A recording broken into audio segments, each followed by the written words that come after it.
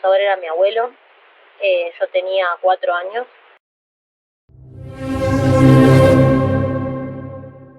Bueno, muy buenas noches o buenas tardes o buenos días, como estés viendo este video. Esta es una entrevista a Agustina Castells. El caso de Agustina Castells salió en los medios de comunicación, en Infobae, estuvo en América. Es un caso que, si ustedes no están informados, es un caso que a mí me llegó realmente, y te agradezco, Agustina, ahora sí la presento. Agustina, ¿cómo estás, Agustina? Hola, buenas noches. Bueno, te agradezco primero por estar acá, por acceder a la entrevista acá en Power Data. Bien. Yo te voy a preguntar, la primera pregunta que te voy a hacer es: ¿cómo te encontrás emocionalmente en este momento, después de todo lo que te pasó?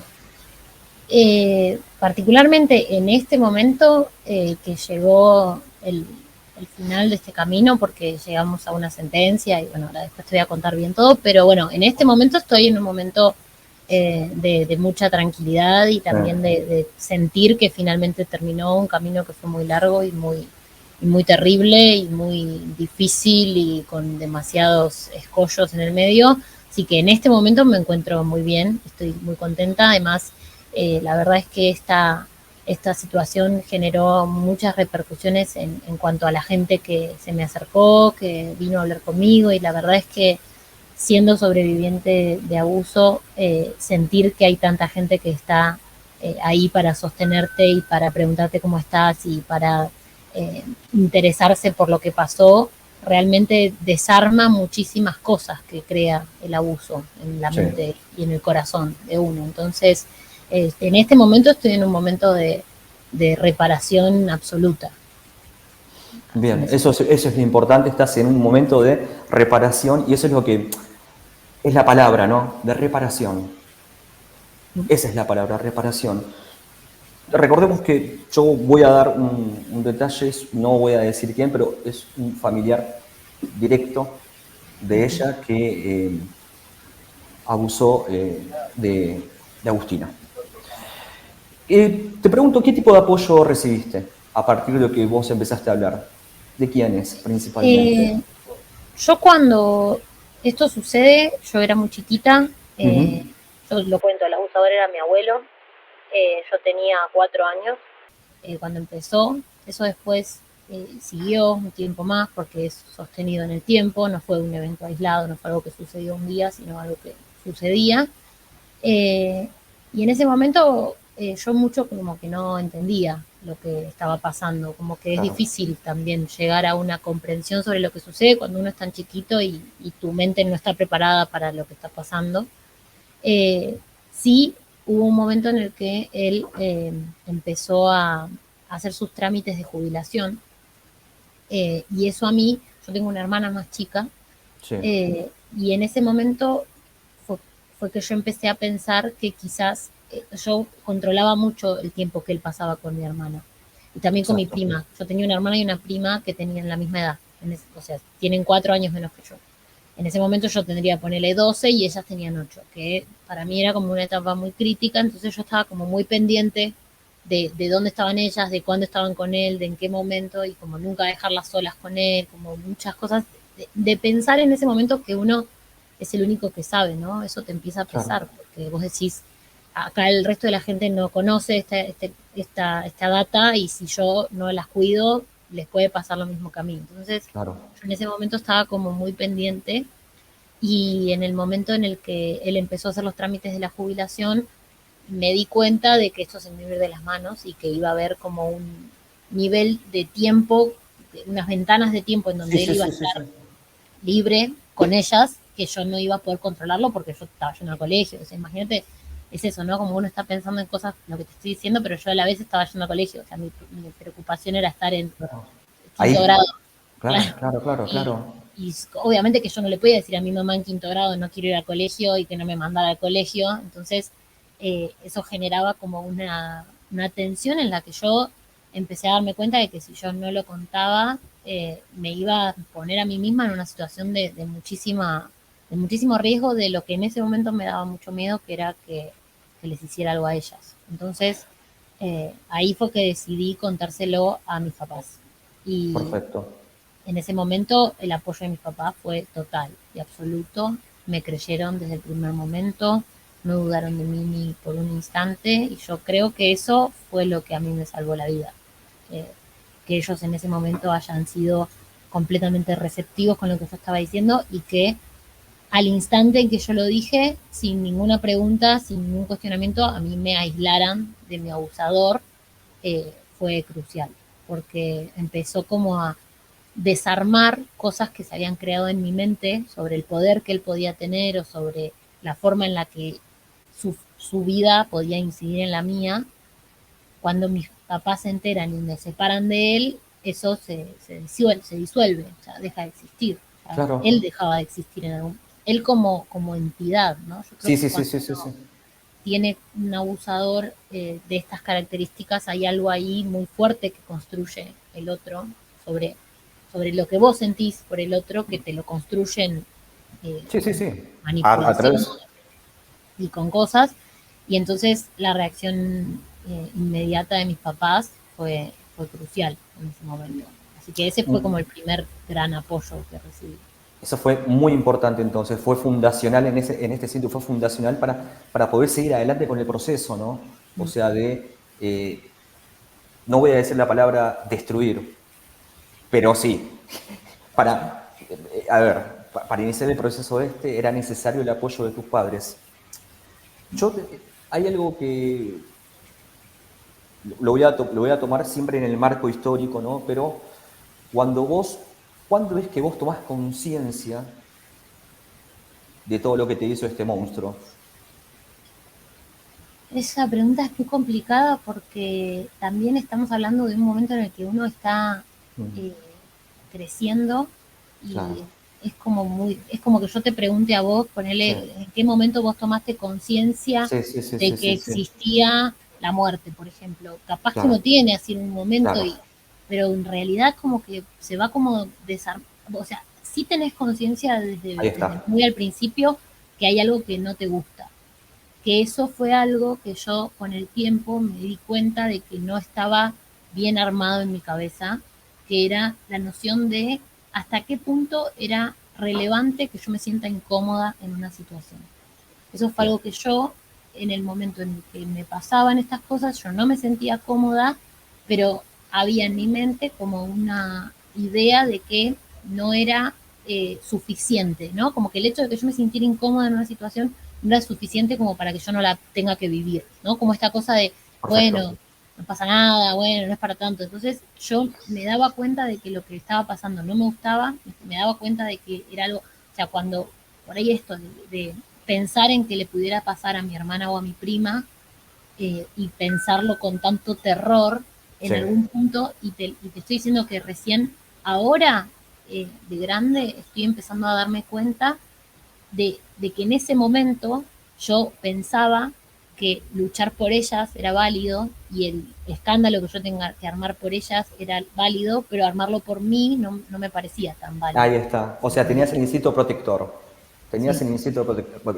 Bueno, ahí habla, obviamente habla muy bien de vos en ese sentido que, o sea, lo tenías armado y no, y a su vez querías proteger a otros.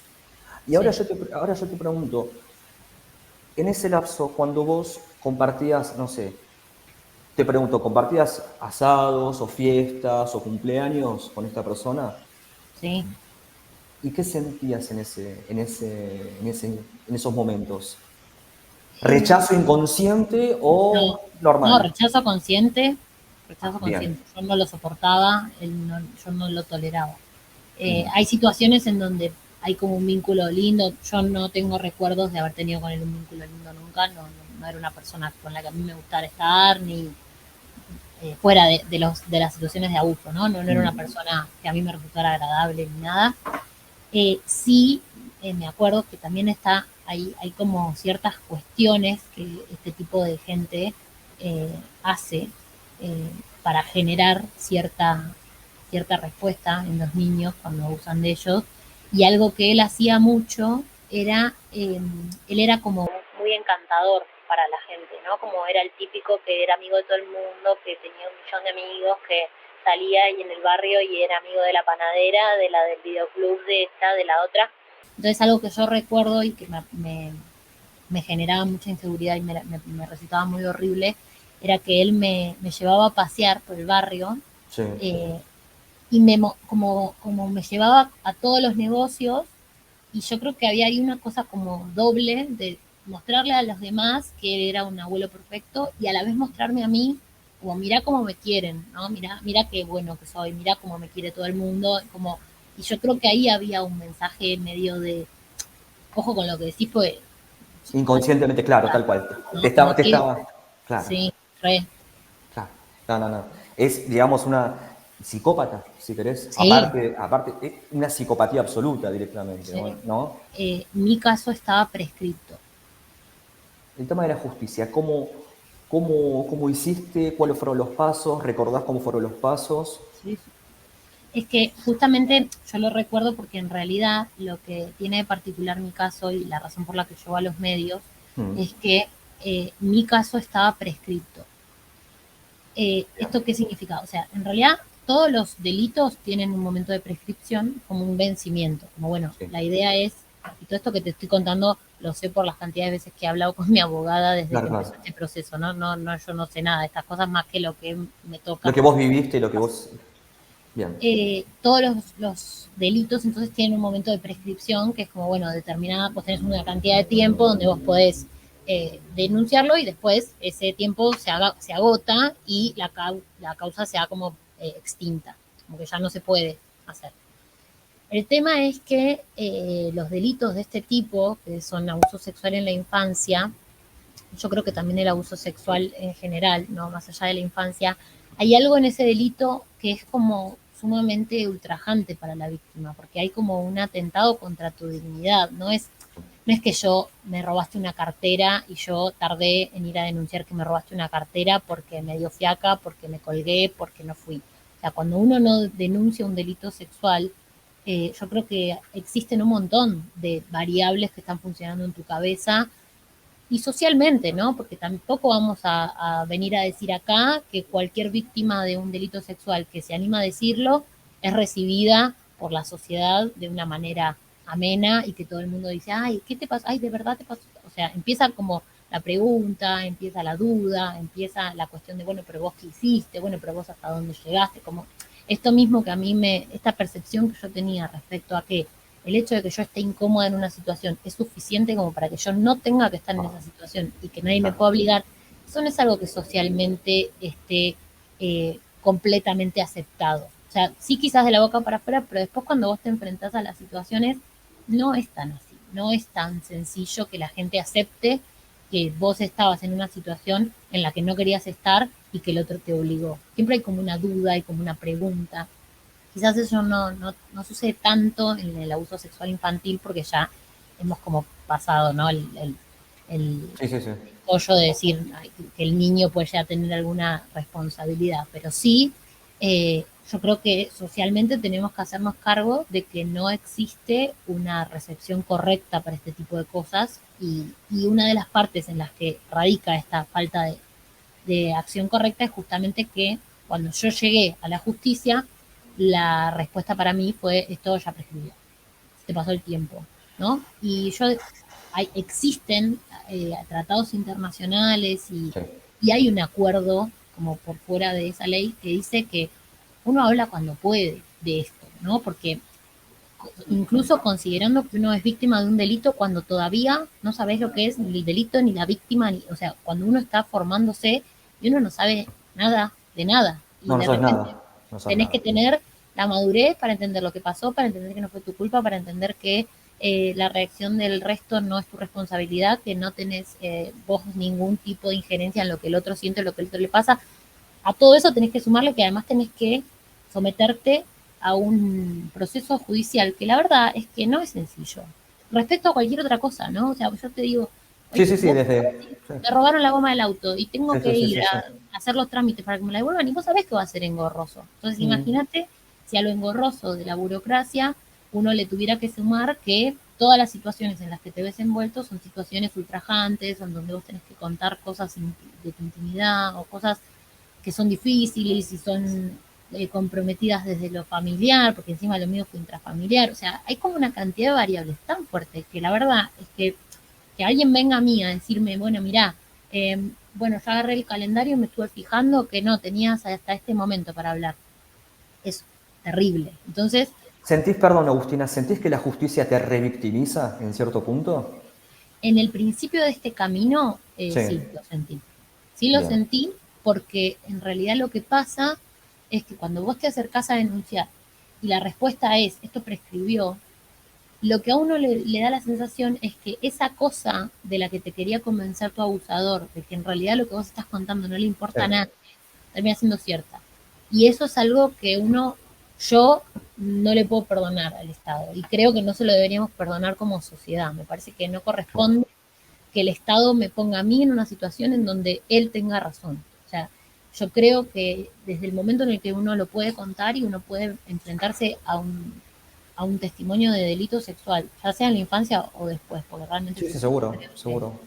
que no creo que uno no creo que uno esté preparado nunca para un delito de estas características. Nunca estés preparado para contarlo, para decirlo, o sea, son cosas que se van construyendo y la verdad es que yo siento eh, que el hecho de que yo haya ido a una fiscalía y en ese momento la fiscalía a mí no me haya respondido, ni siquiera ni por sí por no, eso fue muy, muy desgastante desde lo emocional, porque fue sentir que no le importaba a nadie y ese nivel de violencia institucional eh, reproduciendo algo que yo ya había vivido familiarmente, Sí. me parece que no, que no está bueno. Yo tuve Au- mucha suerte sí, porque después de unas primeras aproximaciones así que te digo de no respuesta y no respuesta y no respuesta, tuve por un lado la suerte de empezar a, bueno, conocí mi abogada, es la doctora Constanza García, me, eh, me dijo que teníamos que constituirnos como particular damnificado. Eso significa que la causa no va sola, sino que vos estás como declarándote como partícipe y como interesado en que la bien. causa avance. Eso eh, lo hice con mi abogada, eso cuesta plata. Entonces, ahí ya empezamos con la cuestión de, bueno, pero entonces es un privilegio acceder a la justicia, o sea, corresponde que yo haya tenido que constituirme como cual. O sea, yo pude y lo agradezco y agradezco haber encontrado a Constanza que me Seguro. acompañó desde un desinterés absoluto porque estuvo conmigo desde el primer momento, pero sí empezó, o sea, todo esto empezó con un privilegio que yo sé que hoy por hoy muchas víctimas no tienen y que me parece terrible que ese sea como un primer paso para que las cosas funcionen, ¿no? Perfecto. Después de eso, sí, yo llegué al juzgado de garantías número 8 de Lomas de Zamora, de los tribunales de Lomas de Zamora, que tomó mi causa el juez Gabriel Vitale y el fiscal Juárez. Y a partir de ahí, todas las cosas empezaron a moverse porque este era un juzgado que particularmente estaba interesado en este tipo de delitos, estaba interesado en que no quedaran en la nada, o sea, era un juez que tenía la voluntad personal y política de no permitir que haya víctimas que terminen en la misma situación que yo. Entonces, Por suerte que tiene, por suerte, porque hay muchos casos que sí, quedan en la nada, o sea, no, y no solamente la suerte de este juez, sino que incluso hay otra sobreviviente que se llama Patricia Aguirre, que tiene, la nombro porque le pedí permiso y ella me dijo que podía nombrarla, bien, bien, pero ella tiene su causa también llevada por el juez Vitale y sigue en la corte. Y ella denunció antes que yo, en 2019.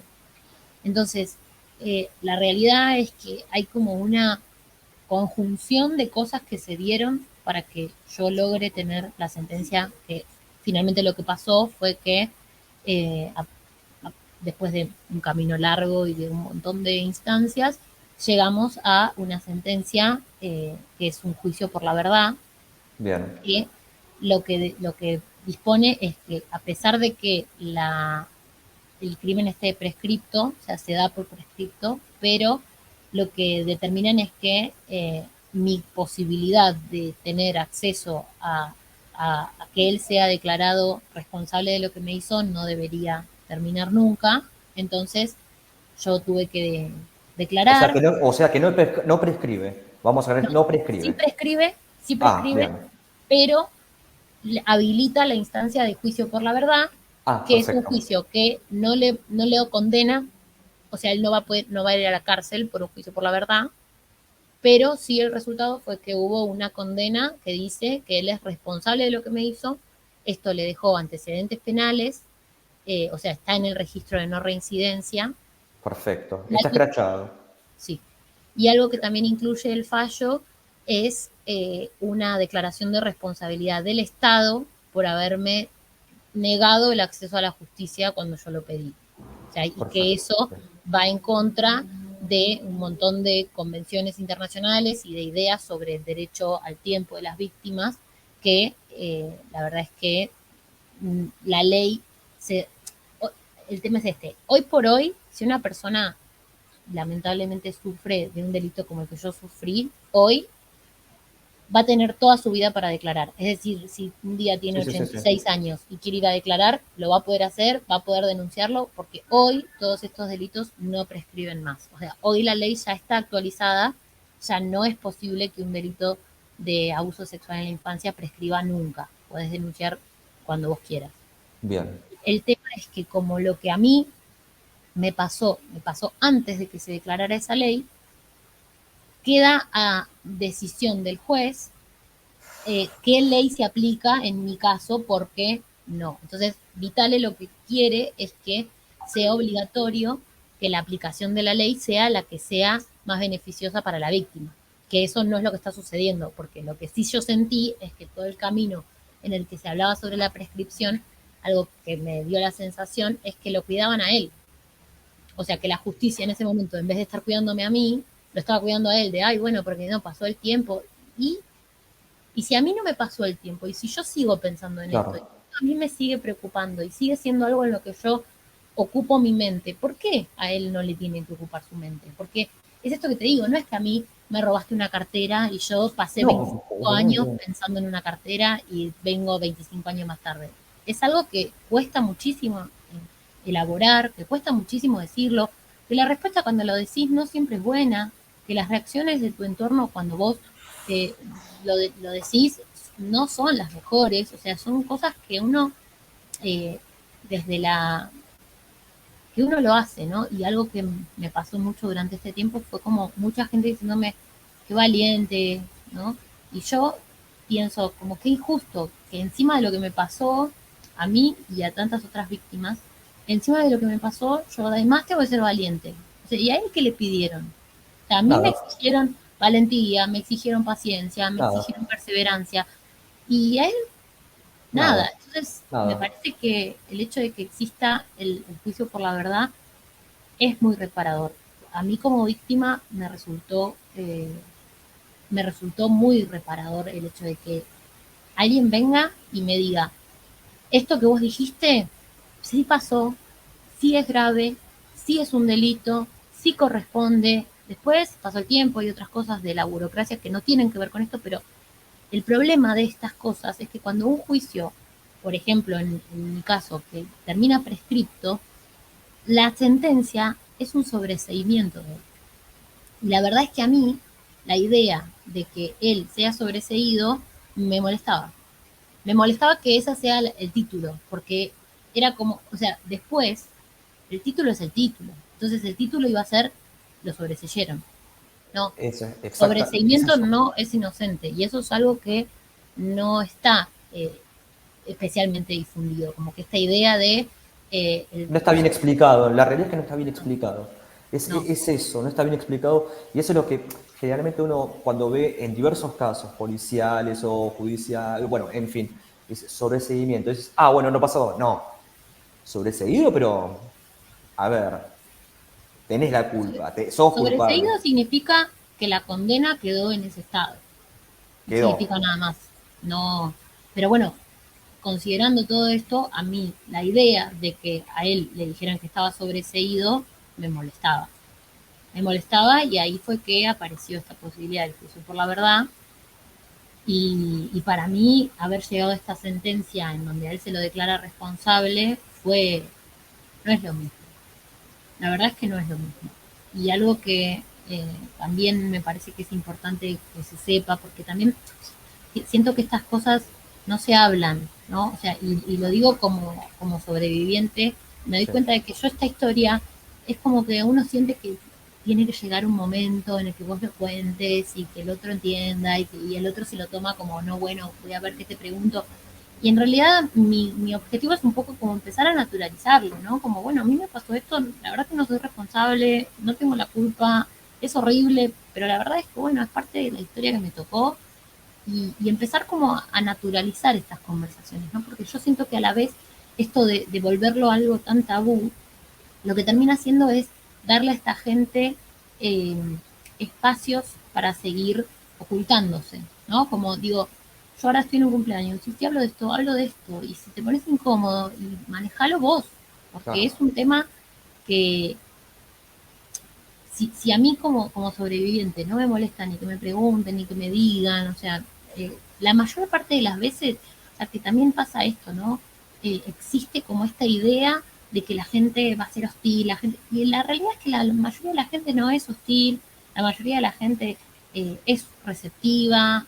Si te hacen preguntas con las que te sentís incómodo, muchas veces son desde la ignorancia o desde que no saben. Exactamente. No, y uno Exactamente. les dice, che, no, mira, esto está bueno que no me lo preguntes porque es medio feo, y listo, o sea, no, como romper el tabú de, no, ¿cómo te voy a hablar de eso? Sí, hablame de esto, porque yo me pasé tantos años en el silencio, que hablame de esto, pregúntame, o sea, a mí me interesa que empiece a ser un tema en el que yo no me sienta incómoda cuando surja, porque yo no hice nada, y entonces hay otra gente que tiene que ponerse nerviosa cuando ese tema está en la mesa. Eso es lo que cuenta, que la otra gente se tiene que poner nerviosa, no la víctima. Yo tengo una pregunta a ver, desde mi ignorancia sobre el tema y tratando de entender, ¿no?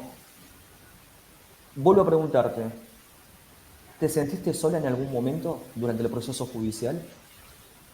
Sola no, Bien, eh, pero porque tuve mucha gente muy pendiente y tuve la suerte, bueno, primero de que mi familia sí, sí, estuvo eso, conmigo cuando yo lo sí, conté sí, al sí, principio y también estuvo conmigo en este proceso, que también podría haber sido que dijeran, ya la repasamos, ya rehablamos de esto como otra vez, porque vos imaginate que yo tengo 35 años, o sea, yo claro. volví a este proceso a los 33, o sea, yo, todo esto que te estoy diciendo pasó a los 12 y yo volví 21 años después a Sí, sí, decir, sí, che, para mí esto no cerró, me parece que necesito algo más, y mis papás estuvieron ahí, mi hermano estuvo ahí bien, bancándome, podrían no haberlo hecho, pero tranquilamente. sí. Mis amigas y amigos fueron bastiones de permanentes, de nuevo, desde lo que cada uno podía, desde lo que cada uno sabía, desde lo que cada uno le removía todo lo que estaba pasando, pero estuvieron desde el primer momento bancando todo esto que fue un ida y vuelta de 20.000 cosas, porque yo ahora te estoy contando el final, Sí, sí, que sí, sí. llegamos, pero en el medio era no sé qué hacer, y sí, sí, y si no, y si lo hago, y si no lo hago, y me meto en esto o no me meto, y esto cómo lo respondo, o sea, mucho. Mi Vos fuiste, abogada, vos fuiste, Agustina, vos fuiste muy decidida en ese, o es que juntaste fuerza, o no, dijiste, o fuiste muy decidida y dijiste, bueno, vamos por acá, ya está, listo, o fue un proceso. no, no, es que parece así cuando uno tiene el Mm, resultado final. Es como el día que te claro, recibís, y ahí parece que exacto. la tenías siempre reclara y que todos los finales Sí, fuiste así. Y después cada final era la muerte misma. No, esto fue así. O sea, ahora porque estamos con el diario del lunes diciendo, qué claro, bueno que esto salió, pero en el camino fueron 80 veces de decir, no, ¿qué hago acá? ¿Qué estoy haciendo en esta? ¿Esto cómo lo manejo? Cambiar estrategias también, porque también es un proceso, obvio.